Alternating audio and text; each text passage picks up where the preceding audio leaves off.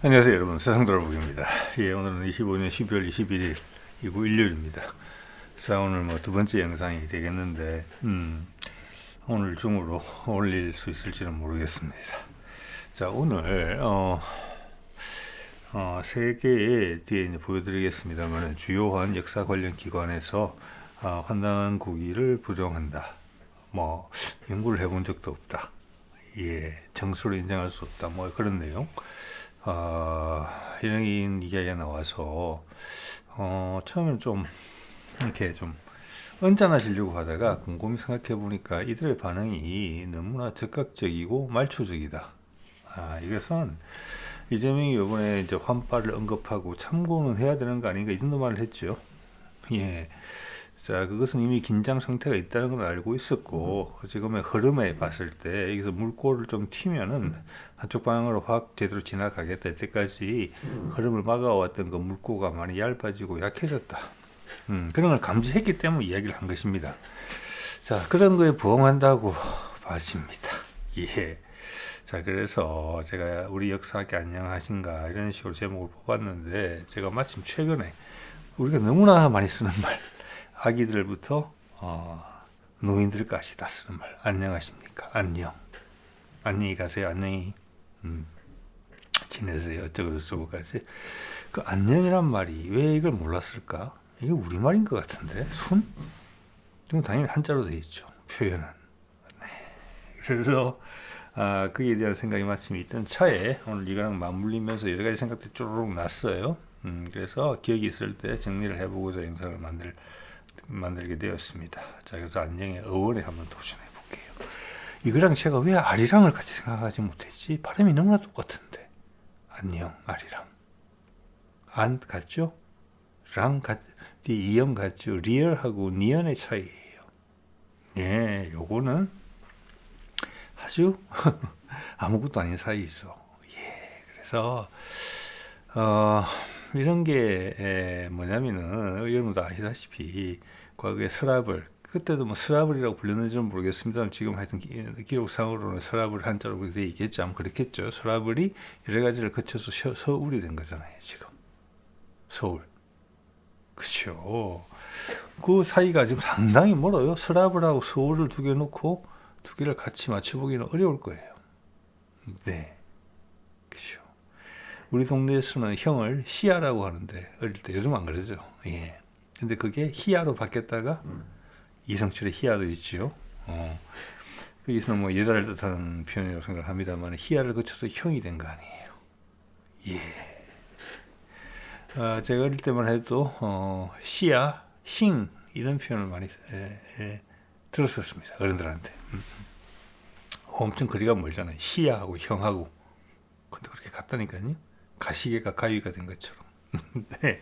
그럼 안녕, 아리랑하고 오늘 또 소개해드릴 아림하고 알림하고 안녕은 아주 가깝다. 뜻도 충분히 유추가 가능하다. 서로 살찌워준다. 서로가 서로를 확인시켜준다. 야, 이렇게 할 수 있는 언어가 우리다. 우리 말이다. 우리 말의 뿌리만 제대로 찾아도, 아리랑의 기원만 한번 찾아봐도, 그 연음만 찾아봐도, 또 한자의 기원에 대해서 조금만 우리가 고민을 하고 연구를 축축해봐도, 이미 뭐 천문학적인 고천문학 분야에서는 이미 여러 가지를 증명을 했죠. 고조선 시대부터 청동기 시대부터 지금까지 우리는 한민족이다.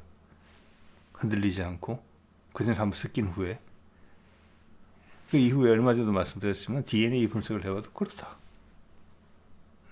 그 당시는 고조선이 세계의 최강국이었고 세계에서 가장 먼저 앞서가는 문명이었다. 만주에서 시작했다. 그 이후로 한반도로 정착했다. 똑같았다. 그때부터 몇천 년간 지금.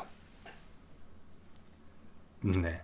그런데 우리는 한반도를 벗어나서 만주로 간 적은 있었지만, 그때는 우리가 혹 운이 좋아서 혹 힘이 있을 때 거기를 갔다가 들어온 것이다. 원래 우리는 한반도에 고착돼 있었다. 전형적인 식민사관의 한계고, 우리를 스스로 거세하는 방식이죠. 아니에요. 옛날에는 북방에서 문명이 왔어요. 그래서 거기다가 동양의 부담을 느끼고 있는 서구 역사관을 그대로 또 접합을 시켜가지고, 북쪽에서 옛날에 흰개나 썼던 종족들은 전부 다 오랑캐라고 부르잖아요. 그 사람 중국 중심 사관으로 올라가 있어요. 그래서 되게 어중간한 것들이 얽혀 있거든요. 지금 어중간, 예, 어중간입니다. 자, 그래서 그런 걸 한번 깨는 시도로 한번 해보겠습니다. 자, 오늘 기사가 여기 있었죠. 3대 역사기관, 국사편찬, 이동부가 역사재단, 한국학중앙연구원. 요거는 다 정부에서 우리 세금으로 돌아가는 곳인 것 같아요. 무슨 연구회나 저기 협회 또는 학회 다 차이는 아니에요 지금. 환단고기 인정하면 한국사 연구 국제적 고립 우려. 인정을 한다고 하지 않았어요. 그들은 참고조차 하지 않으려고 했어요. 중국의 역사서가 다 맞습니까? 지금 삼국 사기에 대해서 맞는 게 있고 틀린 게 있고 그거 논쟁을 하기 시작하면 아마 틀린 대쪽이 훨씬 많을 거예요. 일본 서기도 마찬가지죠. 중국 고대사도 다 마찬가지예요. 역사는 승리자의 기록이라고 그러잖아요. 고대 천문학에서 이야기했잖아요. 과거 고구려 신라 삼국시대 초기에 삼국 사기인지 유산지 하여튼 둘을 합한 건지 그게 남아있는 일시과 월시 기록을 비교를 해봤을 때 우리나라 게 제일 정확하더라. 그리고 그것을 관찰할 수 있는 지점이 지금의 우리가 생각하고 있는 고구려, 백제, 신라의 위치가 아니다. 중국과 일본 것은 우왕좌왕 다 틀린다. 그들이 역사를 편찬할 때 이미 있었던 기록을 갖다 베낀 거다. 삼국 사기도 그런 식으로 만들어진 책이잖아요. 일본 서기도 그런 식으로 만들어진 책이고 중국은 누구한테 뺏겼느냐? 그 당시 세계 최고의 천문학 기술을 가지고 있던 것을 지금 남은 기록으로 봐서는 고구려입니다. 고구려와 그의 조상들. 우리는 청동기 시대에 고인돌 뚜껑에다가도 별자리를 새겼던 사람이에요. 그래서 지금도 관뚜껑을 칠성판이라고 부르잖아요. 북두칠성. 예. 자, 그렇기 때문에 이들이 이렇게 화들짝 반응하는 것입니다. 큰일 났다는 뜻이에요, 이게. 다른 게 아니고. 자, 어쨌거나 오늘 주제로 가서 안녕 한자로 되어 있죠. 편안할 안녕할 영. 예. 이런 거 보면 항상 이렇게 되어 있어요. 편안할 안, 편안할 영. 그래서 그럴싸하게 이제 이야기를 하죠. 편안할 안자 이거 보면 저는 항상 의문을 가져요. 집에 여자가 합쳐져서 집안이 편안하다. 집에 여자가 있어서 편안하다? 이거는 이 한자가 조선시대 이후에 만들어졌습니까? 남자가 우선시대는 그런 것이 명확해진 사회에서 여자는 밖에 나가면 안 된다? 큰 소리 내면 안 된다? 집에 있어야 된다? 여자가 밖으로 나서면 혼란스럽다. 그런 철학이 뒤에 깔려 있잖아요. 선입견이. 이건 그렇게 해석되는 거 아니에요. 그렇게 해석되는 단어가 아니라고 저는 생각을 합니다. 이 단어가 언제적 만들어질지 모르겠지만 다른 쪽으로 해석해 볼까요? 옛날에 다 모계 사회였어요. 그리고 저기 집을 표시하는 저 뚜껑이 궁전이나 신전이라고 생각할 수도 있죠. 맞죠? 사카시라고 생각할 수도 있고 어쨌거나 높은 지위에 단지 집은 아닐 거예요. 거기에 여왕이 또는 여자 제사장이 편하게 거주하고 있다. 정치적으로 안정되어 있다. 나라가 편안하다. 이렇게 해석할 수 있는 거잖아요. 자, 저는 한자가 아니라고 생각을 하게 됐습니다. 예. 자, 지금 우리가 일본 한자를 보면 중구난방이거든요. 훈독도 하고 음독도 하고 또 훈독, 음독을 하더라도 자기들의 어떤 역사관을 정당화시키기 위해서 비틀어진 그런 부분들이 많기 때문에 원래는 발음대로 따라 하다가 훈독으로 하다가 그것도 마음에 안 드니까 또 어떤 티가 날까봐 아예 발음 자체를 바꾸는 경우도 많고 한자는 그대로 남아있으니까 한자가 발음이 많아지는 거예요. 정신이 하나도 없죠. 제가 봤을 땐 중국 한자도 정신이 없습니다. 그들의 한자를 자기들이 장명하고 글자를 만들었던 거 하고 그들의 문화적 흐름하고 맞지가 않아요.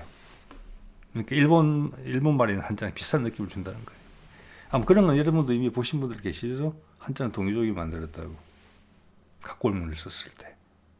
예. 자, 왜 초기 중국 왕조들의 수장들은 회를 즐겼는데 그 다음 한족들이 상층부를 차지한 시대 이후부터는 그러니까 주나라 이후 이때 앞뒤로 한참 지금 진시황도 사실은 그 유목민 출신이다. 그리고 그 전까지는 환단고기뿐만 아니라 홍산 문명과 환단고기를 연결하면 끝나는 거예요. 가르친 거잖아요 밑에. 예. 그리고 중국도 산 쪽에서 왔고 산동반도를 비롯해서 그 밑에 지역 해안선은 우리 고조선 세력들이 장악하고 있던 곳이에요. 그래서 백제 이름이 여기저기서 막 발견되는 거잖아요. 예. 그러다가 밖으로 나왔죠. 고조선 밀려들고 위축되면서 한반도로 결국은 낙작됐지만, 그래서 초창기 고조선 세력들이 상층부를 형성했을 때는, 지도층을 형성했을 때는 일본하고 비슷하게 생각하시면 돼요. 일본도 유민들이 지도층 역할을 한 거잖아요. 가서 그들이 왕노릇을 할 때는 궁궐에서 회를 먹었는데 한족화되고 나서는 회를 안 먹었다. 그렇죠. 뭐 이런 겁니다. 자, 그렇게 보면 우리나라에 이런 뭐 쌀이 들어온다거나 아니면은 열대 지방에 작물들이 들어온다, 채소가 들어온다, 이런 게 지금 생각하는 것보다 훨씬 빠른 시기에 우리한테 들어왔어요. 그 음식이 우리가 제일 다양하잖아요. 요리법도 우리가 제일 잘 알잖아요. 가장 맛있게 먹잖아요. 같은 재료를 가지고 가장 맛있게 먹잖아요. 순수하면서 맛있게 먹죠. 네, 왜 그럴까? 자, 역사 같은 건 왜곡할 수 있어요. 그래서 학교에서 가르치는 부분을 정확할 수는 있어요. 그런데 그게 쉽지가 않아요. 왜? 세상은 모든 사람들이 공부 열심히 하고 책 열심히 보는 거 아니거든요. 제가 보기에는 우리 말, 제가 관심을 가지고 있는 말, 그리고 또 하나는 음식이에요. 옛날에 먹고 사는 문제가 중요했죠. 말 정확하게 전달해야 되죠. 내 상황을 잘 전달해야 되겠죠. 자, 우리가 여러 가지 질곡을 거치면은 소설이 나오고 시가 나옵니다. 그처럼 우리나라 말도 자꾸 가다듬어져 왔을 거예요. 우리 표현 세계에서 최고로 다양하게 할 수 있습니다. 발음도 제일 다양하게 할 수 있습니다. 글자는 간단해요. 그리고 글자가 다른 여러 나라 사람들이 쓸 수 있는 뜻글자까지 만들었어요. 그게 한자의 원형이죠. 편하게 쓴 소리 글자까지 동시에 만들었어요. 그것을 나중에 집대성에서 완성시킨 게, 체계화시킨 게 세종이죠. 국민정음이라는 이름으로. 그 정도 쓰던 거예요. 다. 음식 또한 마찬가지죠. 집에서 회사에 가가지고 반복적인 일을 수십 년 하다가 은퇴한 남자보다 집에서 요리만 하는 여자들이 훨씬 머리가 똑똑해요. 더. 왜? 요리라는 게 맨날 실험을 하는 거거든요. 여러 가지 변수에 적응을 하는 거거든요. 그래서 목적을 달성해내야 되는 거거든요. 끼니 배만 채우면 안 돼요. 맛도 있어야 돼요. 철마다 요리도 달라져요. 예, 이런 것이 훨씬 두뇌에 자극을 많이 주는 거거든요.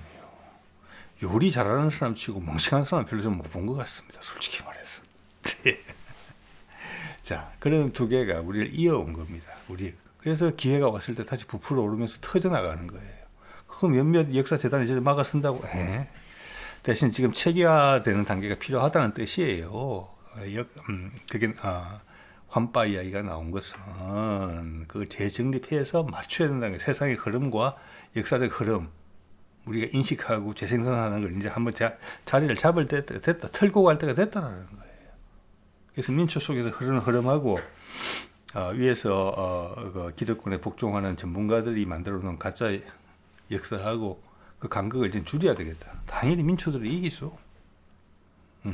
우리가 쓰는 말, 우리가 먹은 음식이 다 증명하잖아요. 그 깊이감이 어디서 나올 거예요. 그래서 우리는 매일매일 그 말을 하고 우리의 음식, 고유의 음식을 먹음으로 인해서 매일매일 되새김질하고 있는 거예요.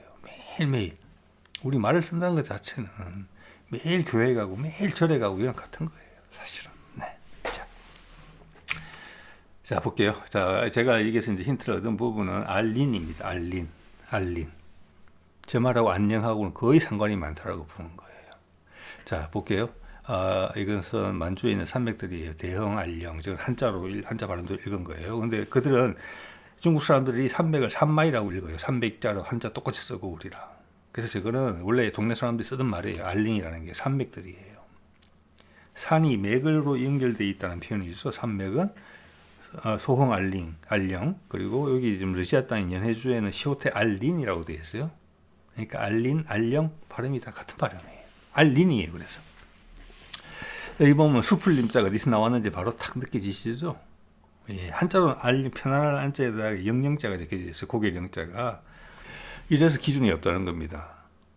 우리는 한자가 우리말로 쓰면 안자하고 린자의 어원을 알게 되면 그걸로 다 설명이 되고, 알령이라는, 왜 우리 조상들이 있던 동네고 조상들하고 반개민족들이 쓰던 말이잖아요. 지금도 우리한테는 많이 남아있고 그걸 증명하려고 해보는 것이 소소하지만, 그래서 저 링앙과 알과 린의 의미가 어떤 식으로 사용됐는지 그것만 파악하면은 지금도 똑같은 표현을 쓰고 있거든요. 우리가 다 설명돼요. 그게 자기 게 아닌데 소리를 따라 쓰려다 보니까 한자가 조잡해지고 많아지는 겁니다. 그러면서 통합이 안 돼요. 그 말은 저런 발음을 자꾸 하거나 읽을 때 나한테 쌓이는 게 없어요. 그냥 공부로 해야 돼요. 외워야 돼요. 그래서 우리는 외우지도 않고 발음만 자꾸 하다 보면 그 뜻이 통해요. 논리적으로 이어 맞추지 않더라도. 이게 우리말. 우리의 말은 되게 태고적 언어예요. 모든 게 연결되어 있어요. 그 말만 해도 주문을 외는 거랑 같다는 말씀 제가 드리는 거예요. 자, 알링 한번 볼게요. 보면 길림이라는 표현이 있죠. 길림성. 자, 여기 보면 림자가 다른 걸 알 수 있어요. 우리로 보면 여기 가면 계림이 있죠. 계림이. 경주에 가면은. 그리고 김알지의 여자친구 알영이 있어요. 영롱하다는 표현도 있죠. 알영. 아림이라는 표현도 있고 알림도 있어요. 알다도 있고 아름답다도 있고 알자는 엄청나게 많이 쓰이고 있어요. 우리나라 말에.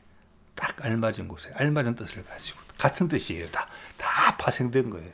근데 저걸 굳이 한자로 다 바꾸면 저 사이에 아무런 서로의 상관관계가 없어요. 그럼 우리가 조어를 할 수 있는 능력이 없어져요. 그게 한자의 한계예요. 그래서 중국 사람들은 분절되어 있어요. 말이 통합이 안 돼 있으니까. 저는 이거 최근에 느낍니다. 우리 민족성, DNA, 문화적인 부분, 이 말을 우리가 자꾸 반복했음으로써 문화적 DNA가 확실히 형성되어 있어요. 우리 말을 계속 써온 사람들하고 그렇지 않은 사람들은 천지 차이가 나요. 그래서 우리나라 말은 엄청 배우기 어려운 말입니다. 근데 한번 빠지면 헤어나지 못하는 말이다. 음식도 그렇고.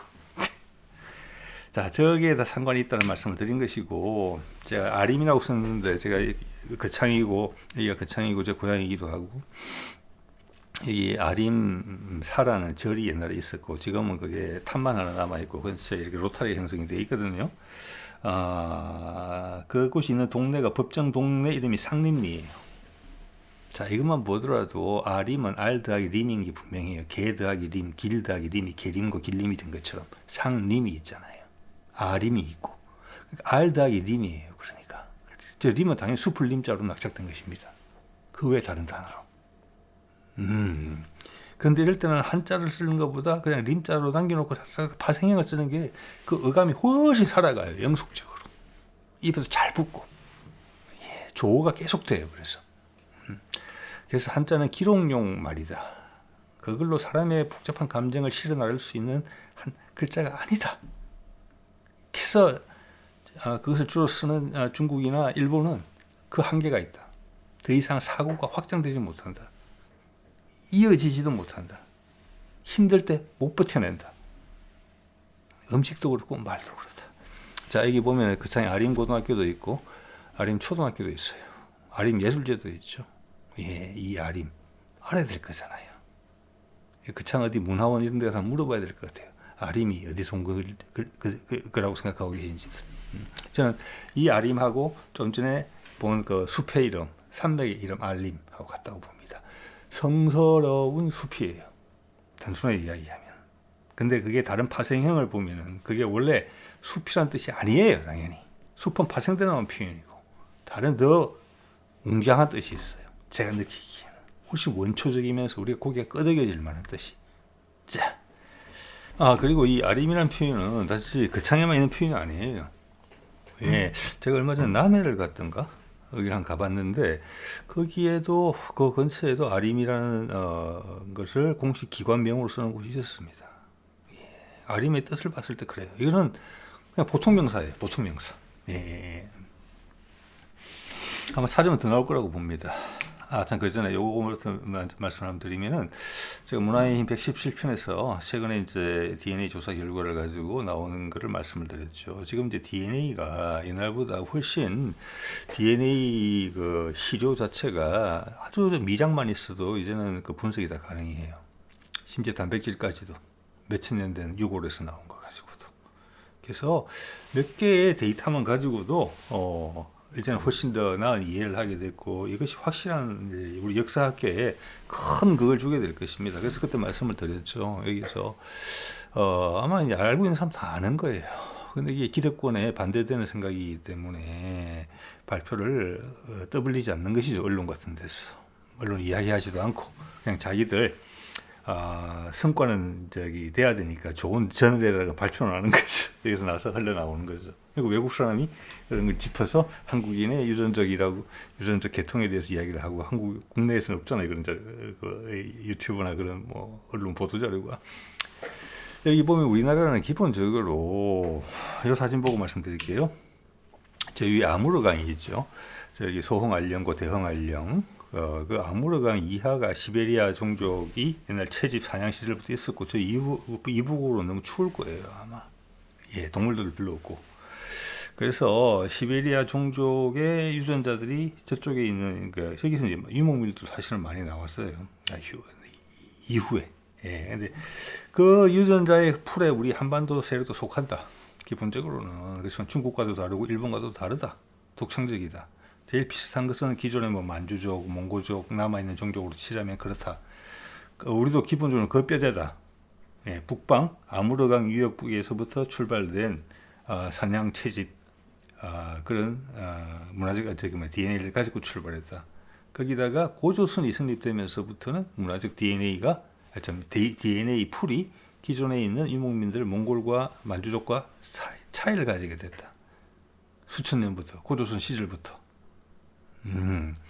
그리고 그 이후로는 한반도 남단까지 통일성이 유지되어 왔다. 몇천 년간. 그때부터 말도 똑같이 썼고 음식도 똑같이 먹었다는 것이잖아요. 그리고 고조선의 광력에 대한 이야기는 여러 가지가 있으니까. 자, 거기서 여러 부족들이 파생이 돼서 나왔다. 다 우리 옛날 사촌지간이다. 한족 이게 대륙 산 쪽에서 출발한 한족과는 좀 다른, 그리고 바닷가 쪽에 영향을 많이 받은 일본과도 다른 이런 거예요. 즉 이 말은 고조선이 이주 세력이다. 이주 세력과 토착 세력의 결합이라는 것을 의미하는 거예요. 그 토착 세력이 여러 세력이 있었을 텐데 부족으로 나뉘어진 게, 그래서 웅녀 이야기가 나오는 거예요. 호랑이, 곰.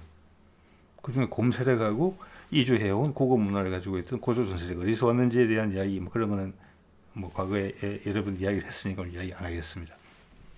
거기하고 결합했고, 고조선 세력은 인구적이란 면에서는 상당히 부족했을 텐데 짧은 시간에 확 전체로 퍼졌다. 잘 흡수가 돼서 완전한 통일체가 됐다. 그래서 그들의 DNA가 우리의 사촌지간들하고 명확히 구분이 될 정도로 광범위하게 퍼졌다. 그래서 우리는 문화적으로, 언어적으로 전혀 다른 시스템을 구축하게 됐다. 그 채로 아마 고조선 좀 전에서부터 그렇게 됐겠죠. 그러면 지금 서기 2000년이고 고조선의 건국이 기원전 2333년이니까 최소한 4, 5천 년 이상 동안 그렇게 유지되어 왔다. 안 섞이고. 그런 거는 세계에 유례가 없는 일이다라는 거예요. 자, 그 하나만 갖고도 그걸 설명하려면 뭐가 필요합니까? 고조선 시대로 가야 될 거잖아요. 참고할 자료가 뭐가 있습니까? 거기에. 우리가 중국보다 훨씬 앞서 있는데 당시에. 하나의 힌트는 홍산 문명이죠. 지금 4,000년, 6,000년 전에 형성된 것으로 보이는, 국가 단계까지 올라간 것으로 보이는, 그게 누구 거냐 그러면? 고조선의 원류 세력이죠. 당연히. 기존의 황하 문명보다 1,000년, 2,000년 앞선 세계 최초의 청동기 문화일 수 있어요. 거기에 대해서 기존의 환단고기는 엄청나게 많은 시사점을 가지고 있어요. 그걸 다 믿으라는 이야기가 아니고 참고를 하고 비교를 해보면 되잖아요. 우리가 알고 싶은데 중국 사료 갖고 모르잖아요. 왜 거기서 때를 써요? 애기들처럼?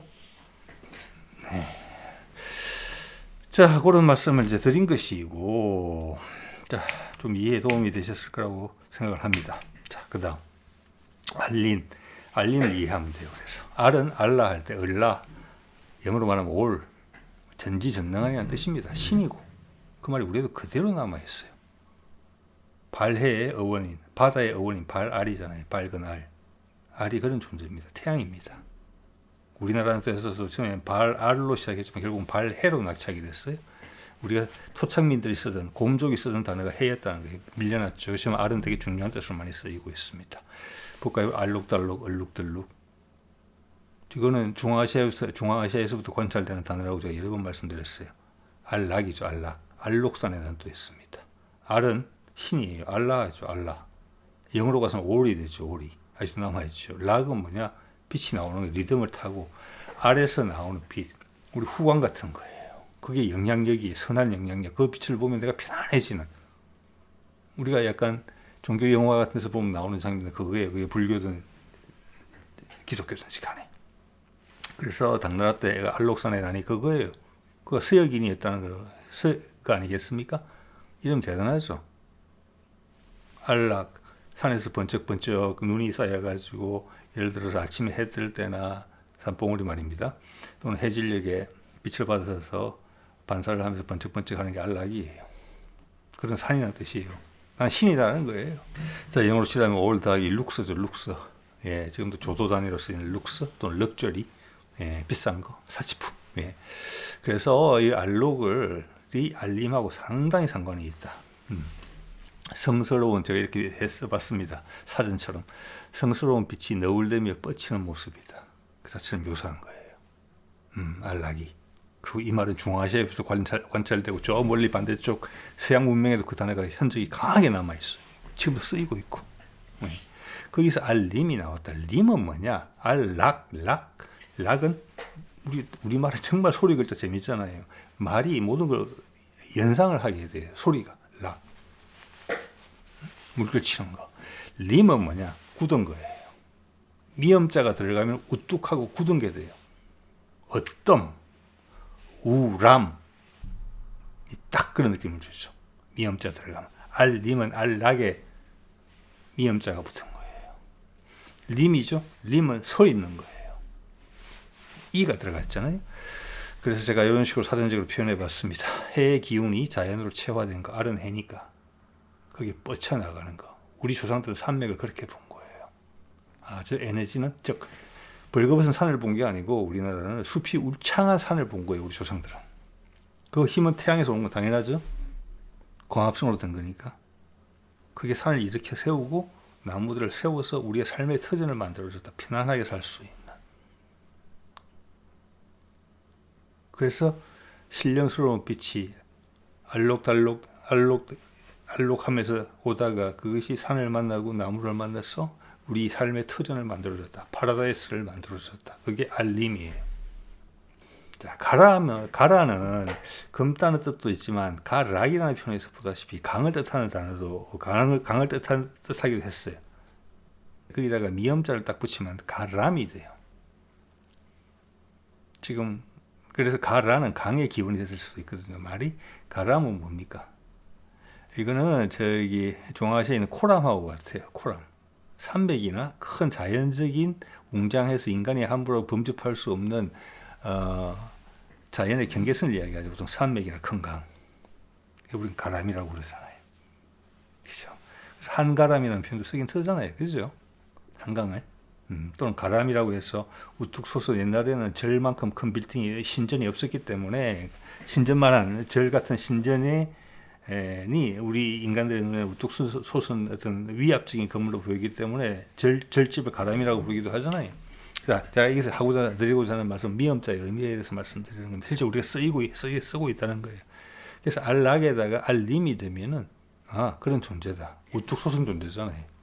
알라의 태양의 힘을 받아서 산맥으로 쫙 뻗쳐지면서 우리가 기댈 수 있는 그런 게 만들어준 것이죠. 예.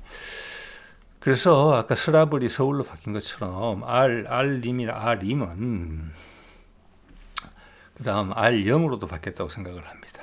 알영은 여기서 여성미가 가미되는 거거든요. 기말지, 신라의 기말지가 짝으로 삼은 여자 이름이 알영이잖아요. 알린이에요. 그것도 숲에서 만나죠. 예. 그래서 거기서 안녕이 됐다고 생각한다는 거예요. 제가 봐서. 그래서 우리 조상들이 느꼈던 신의 가호로 생겨진 생명이 충만한 그 산맥과 숲 속에 내가 있는 것 같이 느끼는 느낌. 그게 안녕이에요. 예. 알락은 알록에서 나온 말인데 좀 더 즐거운 표현이에요. 알락하다는 것은.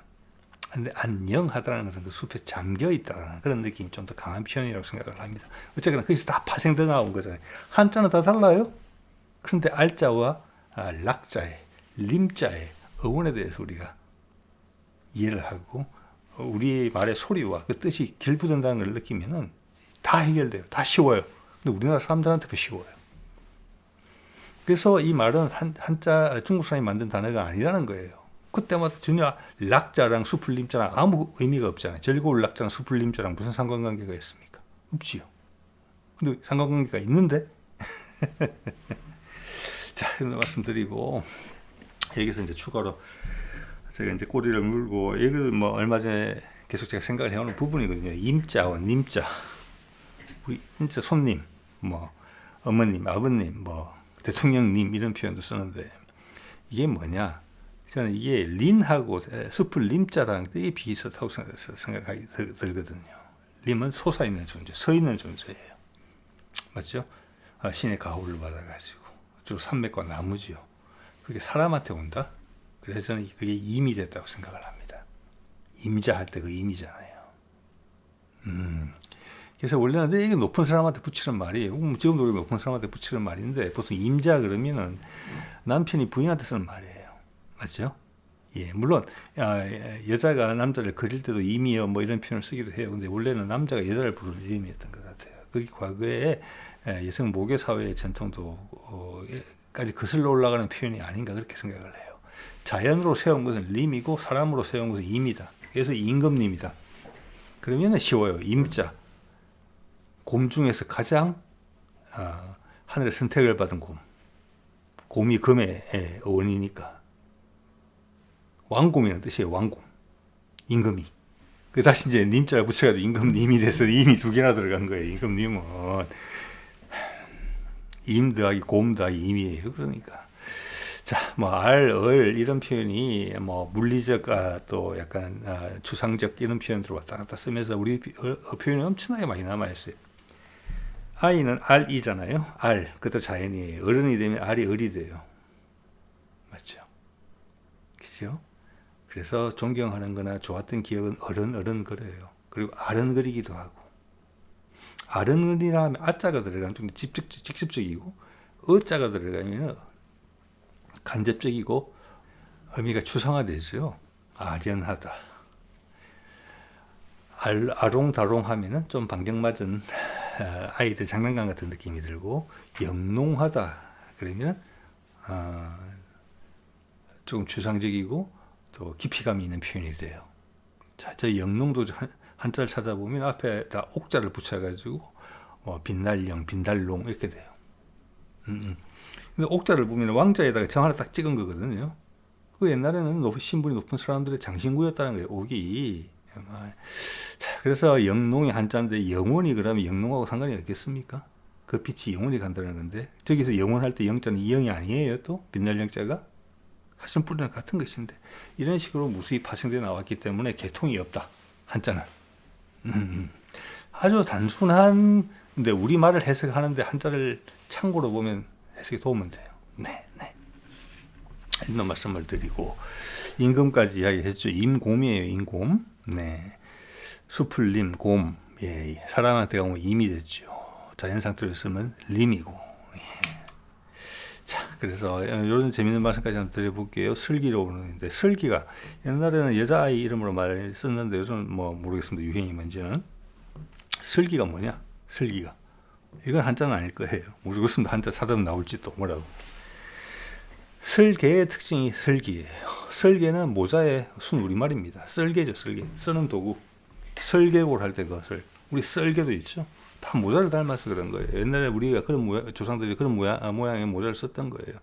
그리고 설은 보통 사람이 쓴 게 아니라 높은 사람들이 쓰는 관모예요. 관모를 뜻했어요. 설계가. 설이. 자, 그런 설계가 가진 특징이 설기입니다. 슬기롭다는 게. 나라를 꾸려가는 지도자의 역량을 갖추고 있다는 거예요. 그게 설기예요. 그래서 알이랑 설이랑 할 때 알은 신이고 설은 지도자예요. 실무자. 설이랑이 된 거예요. 설기가 가진 특징이 설이에요. 예. 자, 그래서 그 정도 하고요. 그 다음 아름다운 어디에서 왔을까? 아림과도 같은. 자, 이것이 우리가 아림이라는 표현을 썼을 때 우리 조상들이 가졌던 느낌이에요. 지금 우리가 아름답다고 할 때 그 아름답다가 거기에요. 여기는 에덴 동산 같은 곳이구나. 성경식으로 이야기하자면 파라다이스구나. 그게 아림이에요.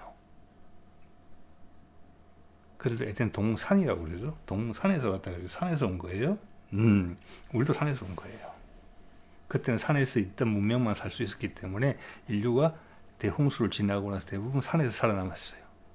거기서 모든 생활 터전을 다 구했어요. 그러고 나서 바닷가 쪽으로 내려온 거예요.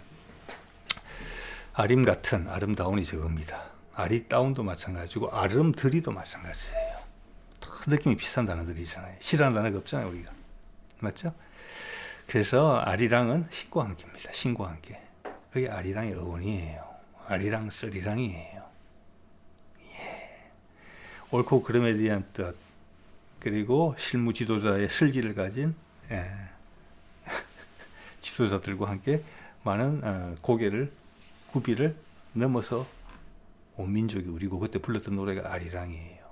아리랑만 불러도 우리는 항상 절에 간 거와 교회 간 거하고 같습니다. 항상 그 말 쓰잖아요. 노래만 부르고 말만 해도 우리 말 자체가 그러니까 오늘 말씀드린 것처럼 이 말을 하면 다 통해요, 뭔가가. 그래서 우리가 산에 갔을 때 느끼는 그 느낌 있죠. 편안해지는 거, 살짝 힘들지만 내가 해방되는 그 느낌, 내가 나로 돌아가는 그 느낌, 그게 아름다운 거예요. 그게 아림에 갔을 때 느끼는 느낌이에요. 그래서 우리나라 사람들 산에 많이 가는 게 좋을 것 같아요. 산에 가는 걸 좋아하는 사람들도 많다고 봅니다. 왜 우리 문화적 뿌리가 그렇게 형성되어 있고 말에 그냥 녹아 있습니까, 그게. 네. 자, 그래서 설계의 파생형들 쭉 생각해 봤습니다. 여러분도 덧붙여 보세요. 엘리트들이거든요. 당시에 술이라는 표현이 있어요. 술. 자, 아까 설이 독립적으로 쓰이고 있잖아요. 그죠? 설이랑이니까. 옛날에는 그러니까 관료 엘리트를 설이라고 불렀다는 거예요. 신은 알이고, 이건 설이에요. 설이에요, 설이. 그게 가진 제주는 설기고. 자, 그러다가 나중에는 그게 아마 설기까지 됐을 거예요. 기 하면 그것을 가진 사람이 되는 거죠. 그 기가 되고, 치가 되고. 한자의 기로 살아남았겠죠. 또 치자나 또 다른 한자를 만들겠죠. 상관없는. 자, 그러면 뒤에 그걸 배우는 사람들은 그 단어의 뜻을 이해받지 못해요. 전달하지도 못하고. 우리가 다 해요. 그냥. 그런 단어를 볼까요? 장식으로 달린 술이 달렸다 하죠. 장식이에요. 즉, 그 서리에게 붙어있던 관모에 달렸던 장식, 술이라고 부른다. 그 다음 마시는 술. 이 술은 뭘까? 옛날 서리만 마실 수 있는 거다. 귀한 음료수다. 우리 1950년대, 60년대만 하더라도 술이라는 것이 집에서 막걸리 말고는 집에서 만드는 정류 소주밖에 없었습니다. 그 소주는 약으로 썼어요. 되게 귀했어요. 과거에는 높은 사람들만 먹었을 가능성이 높아요. 그래서 술이 거기서 왔다고 생각이 들고, 물론 그 설계고를 할 때 그 설자도 찾아보면은 그 설계고라고 썰개하고 상관관계가 전혀 못 느껴지게 돼 있죠. 썰개는 한글로 돼 있는 것 같고, 그건 전혀 다른 발음의 한자를 가지고 있고, 설계고는 그대로 설계굴인데 한자화되어 있어요. 표현이. 그래서 제가 보기엔 설계굴과 썰개의 모습은 상당히 유사할 것이다. 이게 이어지는 힘이에요. 이게. 그런데 지금 같은 어느 표현으로는 일본말이나 중국말로는 그게 안 돼요. 그리고 우리가 우리 걸 스스로 망치고 있는 부분이 있는 거죠. 지금처럼 이거는 한자로서 설계굴이라고 적어놓고 저거는 그냥 담낭이라고 하죠. 담낭이고 우리 사람들이 좋아하는 말은 썰개죠. 우리가 썰개가 더 끌려, 담낭보다는. 자, 왜 그렇게 있는 척을 하면서 배운 티를 내면서 전문적인 척 하면서 한자를 쓰면서 소중한 걸 잃어버립니까? 스스로 바보 만드는 거예요. 그게 우리 전문가들이 하는 일이에요. 그러니까 역사 관련 세계재단이 하는 일이에요. 세계 관련 기관이. 그냥 아무것도 몰라도 설계를 하고 썰개가 같은 걸 아는 게 훨씬 더 강한 힘이에요. 그게 우리를 이때까지 이어온 거예요. 수천 년 동안. 희한한 짓을 다 당하고도, 그리고 희한한 지배자를 다 만나더라도 우리는 버텨낸 게 그런 것 때문에 버텨낸 거야. 그거하고 음식하고. 그거는 어떻게 할 수가 없잖아요. 그렇죠? 그런 면에서 우리의 말을 말살하려고 했던 일본은 상당히 무모한 도전을 했다. 그에 대한 죗값은 받게 될 것이다. 이렇게 생각을 합니다. 그리고 이 설이들이 말이에요. 설기를 가지고 문제를 잘 풀어냈을 때 술술 풀렸다. 술이 술술 넘어갔다 이런 표현도 있다고 하지만 제가 봤을 때는 술이 과거에 이런 낱말이 만들어졌을 당시 상당히 오래전이죠. 술이 술술 넘어간다 표현으로 상당히 술술이란 말이 생기기는 어려웠을 거라고 봅니다. 그래서 설계를 가지고 딱 어려운 상황이 나타나서 중재를 하거나 뭐 이렇게 해서 문제를 해결 잘 했다는 게 술술이 됐다고 저는 보는 것이거든요. 그 다음 말이란 말도 엄청나게 많이 남아있죠. 현재 우리 마고로 남아있죠. 마고는 말이 더하기 고입니다. 고는 높임말이에요. 리자가 빠진 거예요. 제사장이죠. 예, 그래서 이 설계의 본명이 저는 마리가 아닌가 이런 생각을 한다는 말씀을 제가 몇 번 드렸고요. 영어로는 메리죠, 메리. 당연히 마리아, 성경에 나오는 마리아고, 저번에 좀 있으면 크리스마스인데 메리 크리스마스 발음 똑같아요. 같은 말이에요. 예, 즐거움을 주는 존재예요, 마리는. 네, 자, 이거는 오늘 이 이야기를 하다가 좀 그전까지는 몇 개만 정도 생각했었는데 오늘 쭉 맞물리면서 생각이 쭉 났습니다. 그래서 메리, 마리. 영어로 마고라는 이름도 있죠. M-A-R-G-O. 예, 그래서 고자라는 단어도 아주 한자 이전에 옛날부터 쓰는 표현을 쓸 수가 있어요. 마고, 마가렛, 매기. 예. 그래서 우리 저 지리산 여자 산신령 이름이 마고고 마리고잖아요. 일본 이름에 마리꼬가 있죠. 예, 꼬는 우리 한자로는 자자라고 쓰는데 이것도 의미심장한 표현입니다. 전 세계 여자 이름이 진짜 많이 남아 있어요. 동서양을 막론하고 남아 있는 거 아니겠습니까, 여러분? 이거 어떻게 설명하실 거예요? 그죠? 우리한테는 산신령이에요, 지금. 많아요, 아주. 마리와 관련된 지명 엄청나게 많습니다. 가야산 산신령 여자 말씀드렸죠. 덕유산, 남덕유산 밑에 있는 할미봉이 있습니다. 남덕유산이 덕유산 그룹에서 주요 봉일 수가 있고 거기 제사 지내는 곳이 할미봉일 수 있어요. 자, 그러면 덕유산의 산신령도 여자일 가능성이 높아요. 다 여자예요. 네. 그 다음 중요한 거 제가 계속 생각을 했었거든요. 말이란 단어가 어디서 나왔을까? 이제는 거의 확신합니다. 저는 말도 마리에서 나왔다고 생각합니다. 달리는 말, 동물, 영어로 홀스, 그것도 말이라고 생각합니다. 이건 뭐냐면은 옛날에는 말이라는 단어가 엄청나게 중요하게 쓰였다는 겁니다. 마리가 이렇게 하라고 했다 라는 표현이 굳어진 거예요. 그리고 지금도 서양에서 남아있는 밑 위에는 사람, 밑에는 말, 그리고 비늘 갑옷을 입은 그때 동양의 기병을 처음 봤을 때 서양이 그리스 로마 신화에서 그렇게 기록을 한 것인데 상상력을 보태서 그 중에 여자 장수들이 많았습니다, 동양에. 지금도 터키에 옛날에 투르크족, 고툭 뭐 이런 종족들 그 기록화 사진 보면은 여자 장수들이 많이 나와 있어요. 예. 자, 그래서 옛날에는 마리가 말을 타고 다녔다는 게 알 수 있고 전투도 했다. 이런 걸 느낄 수가 있어요. 그래서 동물 말하고 마리가 한 말, 명령이죠. 아니면 판단, 그 말과 같은 단어를 쓰게 된 겁니다. 그 말이 말이란 말과도 같잖아요. 말이 말, 어느 말, 동물 말하고 다 같은 게 거기서 왔다. 또 뭐가 있는지 아세요? 많이 똑같죠. 마리하고 마니산, 마이산. 네, 그러니까 마리산이고 그 말은 우리 속에서 많이로 남아 있습니다. 많다는 거, 풍요롭다는 거예요. 그게 묘하게도 영어의 money랑 또 발음이 같죠. 통해 있을 수 있습니다. 이거는 그렇죠. 예. 그리고 우리가 한 마리, 두 마리 할 때 그 마리가 있죠. 단어의 그 위세가 세월에 따라서 엄청나게 바뀌는 경우가 많아요. 예를 들어서 몽고가 우리 옛날에 뭐 그 동양군에 다 쓰던 말이지만 굳이 예를 들자면은 누르하치, 뭐 이런 표현이 있죠. 청태족 누르하치죠. 예, 그리고 우리가 몽고에 속국이 됐을 때도 다루가치죠. 집정관의 이름이 호칭이 다루가치였어요. 치. 그때 치가 지금 우리가 쓰는 뭐 갑바치, 망치, 도치 이래 쓰는 치하고 어감이 같았겠습니까? 옛날엔 존귀한 표현이었을 거예요. 그게 몽고나 청나라에서 만주족 계열만 쓰는 단어도 아니에요. 우리도 썼어요, 똑같이. 예, 그래서 그게 흔적이 묻어왔다 이렇게 표현하는 것도 맞지 않아요. 그렇기 때문에 말이라는 단어도 이 말이랑 위에 말이랑 똑같거든요. 옛날에 되게 존귀한 단어였을 거예요. 숫자를 셀 때 엄격하게 나눠져 있었던 거죠. 말이라는 제사장급을 셀 때 쓰는 계사가 따로 있고, 계사라는 것을 셀 때 쓰는 말이죠. 한 평, 두 평, 뭐 어쩌고 저쩌고, 한 홉, 두 홉, 뭐 이런 거죠. 여러 가지 계사가 그래서 분화가 된 거예요. 신분에 따라서 쫙 쓰는 게. 근데 그게 계속 이제 격화된 거죠, 지금. 그래서 한 마리, 근데 같은 말이다. 그리고 그 좋은 예가 왕이라는 표현을 신라가 쓰기 전에 여러 가지 뭐 이사금도 있고, 마리간도 있고, 뭐 그랬잖아요. 그죠? 신라 초기에는 이런 표현을 썼어요. 뭐 고구려는 또 다른 표현이 있었고, 백제는 다른 표현이 있었죠. 그래서 마리간이라는 표현이 지금 한자로 남아있는 거 보세요. 말이 더하기 칸이에요. 그때까지 말이라는 단어가 저런 위상을 갖고 쓰이고 있었다는 겁니다. 예, 서기 한 200~400년까지도 그것은 우리 민족 통째로 다 그런 거예요.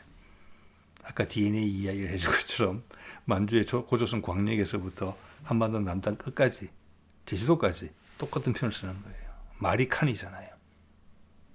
예.